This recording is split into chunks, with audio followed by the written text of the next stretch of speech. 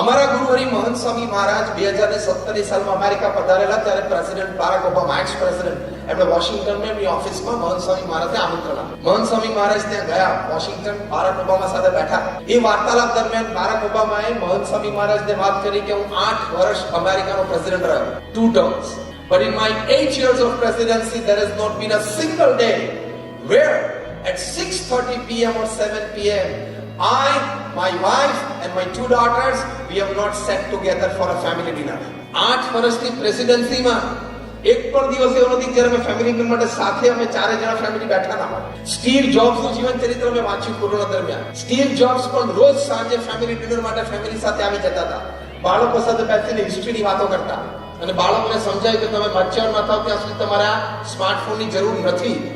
તો સ્ટીવ જોબ્સના બાળકો 17-18 વર્ષના મેચ્યોર થાય, એમના દીકરી ને દીકરા, ત્યાં સુધી એ લોકો સામાન્ય કીપેડનો ફોન વાપરતા હતા, જેને દુનિયાને આઈફોન આપ્યો. કેવું ફેમિલી લીડિંગ છે. હવે વોરેન બફેટની 63 કંપનીઝ છે, બર્કશાયર હેથવેની છે, એ સાંજે 6 વાગે ફેમિલી પાસે આવી જતા હોય. કુમાર મંગલમ બિરલા એ સાંજે 8 વાગે ફેમિલી સાથે ડિનર ઉપર બેસી શકતા હોય. બારાક ઓબામા પ્રેસિડેન્ટ હતા ત્યારે પણ સાંજે 6:30 ફેમિલી ડિનર માટે ઘરે આવી શકતા હોય. સ્ટીવ જોબ્સ પણ એપલ કંપની ચલાવતા ચલાવતા સાંજે 7:30 વાગ્યા સુધીમાં ઘરે આવી શકતા હોય.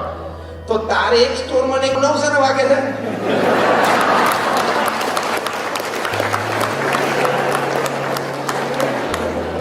તારે 2 સ્ટોર ચલાવવા, એમાં એક માણસ રાખ્યો અને 2 મોટલ ચલાવવાની, એમાં તારે 9 વાગે રોજ રાત્રે